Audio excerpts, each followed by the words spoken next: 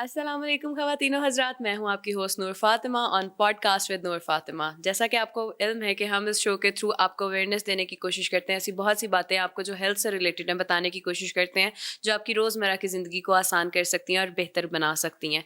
तो आज जिस टॉपिक पे हम बात करेंगे वो है शुगर। शुगर जैसा कि आपको मालूम है हर 10 में से 7 लोगों को या तो होने वाली होती है या हो चुकी होती है, और उसके बाद उसके साथ लाइफ को मैनेज कैसे किया जाए, किस तरह से ज़िंदगी को लेके चला जाए, आपको अपनी खुराक में ऐसी कौन सी चीज़ें शामिल करनी चाहिए और कौन सी निकालनी चाहिए, इन सारी चीज़ों पे आज बात करेंगे। और इस सिलसिले में हमारे साथ बात करने के लिए माहिर ग़िज़ायात मौजूद हैं, न्यूट्रिशनिस्ट हैं, डाइटिशियन हैं और उसके साथ एस्थेटिशियन भी हैं, डॉक्टर वर्दा सिकंदर। सबसे पहले उन्हें वेलकम करते हैं। अस्सलाम वालेकुम doctor Warda, welcome to the show. Thank you so much for कैसी हैं हैविंग आप? मी। ठीक मैं है, ठीक हूँ, आप कैसी हैं? बिल्कुल ठीक है अल्हम्दुलिल्लाह। आज हमने एक ऐसा टॉपिक सोचा जो कि हर इंसान जानना चाहता है कि कहीं मुझे हो ना जाए या मैं होने वाला तो नहीं हूँ डायबिटीज़ का शिकार। बिल्कुल, और हर घर में मौजूद भी हैं, हर घर आज में हर होते घर हैं। में जो अब जो लोग बूढ़े हो जाते हैं जी, जी, जी। उनको या शुगर हुए उन्हें 10 से 15 साल हो गए हैं, 20 साल गुजर गए हैं, उन इतने साल गुजरने के बाद ऑब्वियस सी बात है शुगर एक ऐसा मर्ज़ है जो आपको अंदर ही अंदर खाए जाता है। बिल्कुल, तो उन्हें ऐसी अपनी खुराक में कौन सी चीज़ें ऐड रखनी चाहिए जो उनको आसानी से बाकी सारी चीज़ों से या बाकी जो मर्ज़ है उन्हें लाहक होने से बचा सकते हैं? ऐसी कौन सी कुछ बेसिक चीज़ें हैं जो उन्हें अपनी डाइट में लाज़मी ऐड रखनी चाहिए? अच्छा, सबसे पहले एक चीज़, आप मोस्टली क्या होता है जो बूढ़े लोग हैं ना, अगर उनको डायबिटिक डायग्नोज हुए हैं तो वो फौरन ना एक घर पे हड़बड़ी मच जाती है।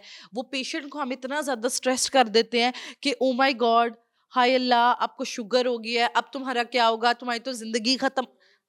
These are very wrong practices. ठीक, अब ये वाला टाइम पे जब आपको शुगर बुढ़ापे में अगर डायग्नोस हुई है तो उस टाइम पे शुगर जो है इसका सबसे बेहतरीन एक ही इलाज है जी, अपने लाइफस्टाइल को वैसे मॉडिफाई कर लें, अपनी खुराक को इस तरह मॉडिफाई कर लें कि वो शुगर और चार बीमारियों का बाइस ना बने।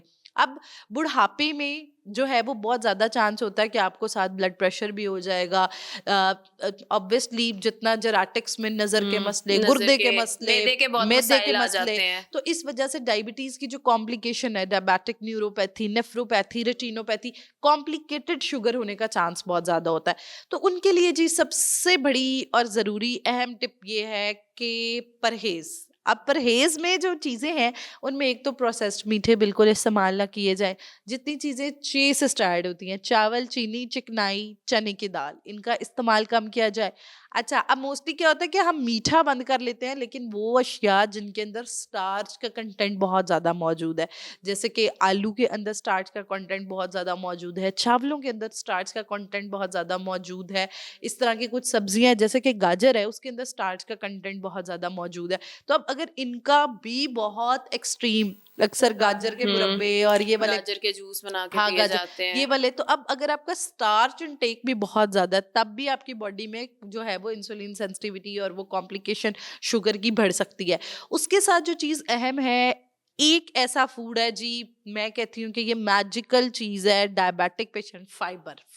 अगर आपको एक आम इंसान को 25 ग्राम फाइबर लेना है तो डायबिटिक पेशेंट को 35 ग्राम लेना है। ठीक है, उसको अपना फाइबर इंटेक डबल कर देना है। फाइबर इंटेक जो है वो एक तो जब दिन का आगाज हो उसमें खाली पेट फाइबर के साथ आगाज कौन-कौन करना। सी ऐसी चीज़ें हैं अच्छा, जो फाइबर के आप उसमें चिया फ़ॉल सीड का करती हैं? इस्तेमाल कर सकते हैं, इसबगोल का छिलके का इस्तेमाल किया जा सकता है, एक सेब छिलके समेत इस्तेमाल किया जा सकता है, मोरिंगा का इस्तेमाल किया जा सकता है।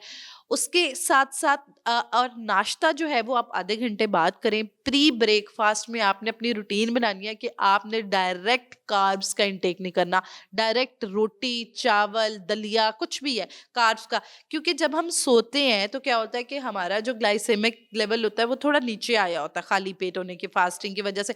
अब जब हम खाली पेट डायरेक्ट नाश्ता कर लेते हैं, पराठा खा लिया, तो वो एकदम स्पाइक कर जाता है। अब जो फाइबर होता है वो क्या करता है, उस शुगर लेवल को थोड़ा और ड्रॉप करता है। तो जिसकी वजह से क्या होता है कि जब आप आधे घंटे के बाद नाश्ता करेंगे तो वो आपका थोड़ा मेंटेनेंस फेज पे थोड़ा सा राइज होगा, तो वो आपकी कंट्रोल्ड शुगर का जो लेवल होता है आप उस पे ही बड़ी रहेंगे। खूबसूरत आपने बात बताई है। बड़े लोग कहते हैं जी चिया सीड्स तो बड़े महँगे होते हैं, हम खा नहीं सकते, तो उसमें आप इसबगोल का छिलका इस्तेमाल इसबगोल कर का सकते हैं। छिलका और आपने सेब का बताया, आप सेब, सेब का इस्तेमाल उससे कर भी सकते हैं। सबसे सस्ता चोकर, आप किसी भी जो है वो ये चक्की है वहां से चोकर ले लें। ठीक है, ठीक है। जौ का आटे पानी, में हाँ, उसे ऐड कर आप कर जौ आप का पानी इस्तेमाल जो कर है सकते वो हैं। इस्तेमाल कर सकते देखें हैं। बड़े बड़े आसान तरीके हैं, क्योंकि बिल्कुल, हमने, हाँ। मुझे लगता है हमने खुद ना अपनी डाइट को, अपने खाने की चीज़ों को ना खुद बड़ा मुश्किल बना लिया है। बिल्कुल, हमें लगता है बिल्कुल। अगर हम सोच के खाएंगे तो पता नहीं वो कितना मुश्किल हो जाएगा। वो मुश्किल नहीं होता है, वो सिर्फ आपको सोचना पड़ता है कि ये मेरे लिए अच्छा है और ये मेरे लिए बुरा है। और देखिए टेस्ट चाहे बड्स की ज़्यादा सुनते हैं, दिमाग के कम ऐसे सुनते हैं ही कि है, हमारे और लिए जो अच्छा क्या है। एफर्ट है वो हमने बैड फूड के लिए भी उतनी एफर्ट करनी है, गुड फूड के लिए भी उतनी एफर्ट करनी है।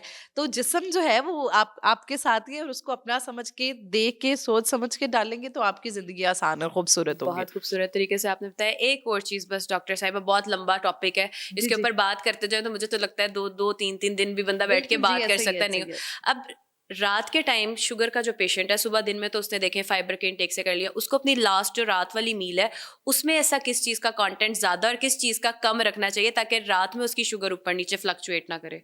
अच्छा, अगर आप चाहते हैं कि आपकी शुगर आइसोटोपिक ना हो, कि कभी ऊपर कभी नीचे, एक तो अपना डिनर टाइम पे करें, ठीक है? अक्सर औकात क्या होता है, जो डायबिटिक पेशेंट है, या वो वेट कर रहा होता है जी मैं सबके साथ खाऊंगा, या क्या होता है थोड़ी थोड़ी देर बाद उसे भूख लग रही होती है और वो बहुत भूखा रहता है। अब क्या होता है कि अब दोनों चीजें खतरनाक है डायबिटिक पेशेंट के लिए। बहुत देर फास्टिंग जो है वो भी जो है वो खतरनाक है, और उसके अलावा बहुत बार बार खाना भी खतरनाक है। तो इसलिए जो रात का मील है, एक तो रात 8:30 बजे तक हो जाए, उससे ज्यादा बिल्कुल लेट डिनर और फौरन सो जाना, और उस खाने का वो चीज।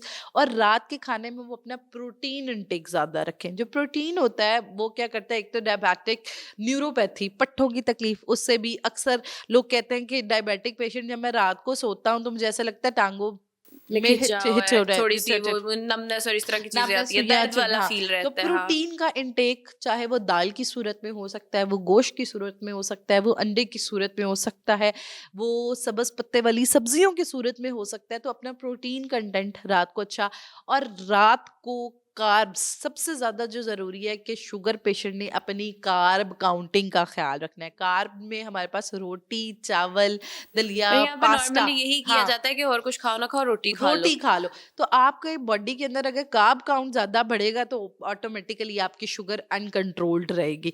और उसके अलावा रात 8:30 तक खा के, अब ये नहीं है कि आप सोएं 2 बजे, आप 10 बजे सो जाएं, ताकि आपका वो जो फास्टिंग एयर है, स्लीप में तो मसल रिपेयर होगा, लेकिन अगर आप वैसे बिला वजह जाग रहे हैं तो उसकी वजह से आपकी शुगर ड्रॉप होना, हाइपोग्लाइसेमिक शुगर 40 पे चले जाना, इस तरह जी। बड़ी खूबसूरत आपने बताया। अब सबको ये माइंड में लाजमी रखना है कि सुबह में कार्ब्स का इंटेक करना, रात में प्रोटीन हाँ, का इंटेक और करना अगर है। कोई डायबिटिक पेशेंट है और काम वर्क प्लेस पे काम करता है, तो अगर वो रात उसका जागना अहम है, तो उस सूरत में वो भुने हुए चने जो है उनका मतलब इस्तेमाल कर सकता स्नैकिंग है, में वो नट्स का किया जा इस्तेमाल सकता है। कर सकता है, इस तरह के नट्स स्नैक। कितनी तादाद में अच्छा, इस्तेमाल कर नट्स जो है सकते हैं? वो एक मुट्ठी जो है इस्तेमाल, एक डायबिटिक लेकिन पेशेंट पूरा दिन में कर सकता है? जी पूरे दिन में एक मुट्ठी नट्स ये का ना हो वो इस्तेमाल, पूरे दिन में लेकिन एक-एक मुट्ठी भर-भर के 2-3 दफा खा रहे हो कि अच्छा डॉक्टर साहिबा को सुना था, उन्होंने कहा था नट्स का जी, इस्तेमाल जी। करना है। अच्छा, अब इसमें ना एक चीज़ का ख़्याल रखना है, कि जो नट्स हैं वो नॉन सॉल्टेड, नॉन रोस्टेड नट हो, नेचुरल नट हो।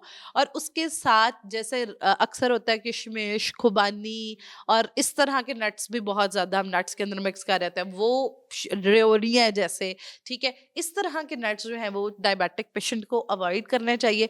और अगर मैं फलों का बताती चलूँ तो आम, अंगूर, केला हाईएस्ट ग्लाइसेमिक इंडेक्स है।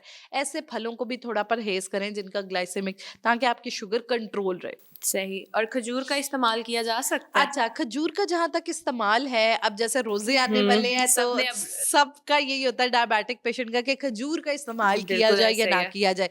अच्छा, अगर तो आपकी शुगर बहुत दिन से कांस्टेंट हाइपोग्लाइसेमिक रहती है और आपको लगता है कि शुगर बार बार ड्रॉप, तो उस सूरत में 2 खजूरें जैसे कि अजवे और अंबर, ये ऐसी खजूरें हैं जिनके अंदर नेचुरली ग्लाइसेमिक इंडेक्स इनका ठीक है, हुँ। बाकी खजूरों की कि बनस्बत। ज़्यादा मीठी हाँ, होंगी? बाकी बहुत ज्यादा मीठी होती हैं। तो इन 2 खजूरों को आप दिन में एक खजूर जो है वो इस्तेमाल, लेकिन इसको खाली पेट नहीं इस्तेमाल किया जाए। सहरी के दौरान या इफ्तारी के बाद? अफ्तारी के बाद को अफ्तारी जो है वो पानी के साथ की जाए, लेकिन उसके बाद जो है ये नहीं कि बिल्कुल एम्प्टी स्टमक जो है, एक तो हाइपोग्लाइसेम उसमें हेल्प कर सकता है, और उसके साथ बिल्कुल शीरी वाली खजूर हो गई, इस तरह की खजूरों अब को तो वो परहेज कर आती हैं, जाए। वो उसमें मलाइयाँ भर रहे हैं, चॉकलेट्स हाँ, भर रहे हैं, चॉकलेट्स चॉकलेट कॉटेड खजूरें आ रही हैं, बिल्कुल, सारी बिल्कुल। चीज़ें आ रही हैं। तो देखिए हम वो जब ऑर्गेनिक चीज को इनऑर्गेनिक ऐड करेंगे ना, तो वो फिर हमारी बॉडी के अंदर भी वो डिजीज फ्री वाली चीज नहीं रहेगी, उसके अंदर भी बीमारियां पैदा होंगी। बड़ा हाँ लंबा चौड़ा टॉपिक है, बल्कि इसके ऊपर हम रमज़ान के बारे में भी बात करेंगे डेफिनेटली, क्योंकि बहुत से मरीज़ हैं जिनके लिए मुश्किल होता है रमज़ान में, क्योंकि फास्टिंग का टाइम बहुत ज़्यादा हो जाता है। कैसे वो अपनी खुराक में ऐसे सहरी और इफ्तारी में क्या ले सकते हैं, बिल्कुल इसके ऊपर बिल्कुल। हम डेफिनेटली ज़रूर बात जी करेंगे। इंशाल्लाह। Thank you so much doctor Warda Sikandar, आपने बहुत अच्छे तरीके से इलेबोरेट कर बहुत दिया, हर शुक्रिया चीज़ जी। को बता दिया, और उम्मीद करते हैं आप सबके लिए भी ये चीज़ें बहुत बेनिफिशियल होंगी। इसके अलावा आपके कोई सवाल हों, कोई किसी और टॉपिक पे आप चाहते हो कि हम बात करें, तो आप हमें कमेंट सेक्शन में बता सकते हैं। अगले शो के साथ इंशाल्लाह हाजिर होंगे किसी और टॉपिक के साथ। ख्याल रखिए, अपनी होस्ट नूर फातिमा को इजाज़त दीजिए। अल्लाह हाफ़िज़।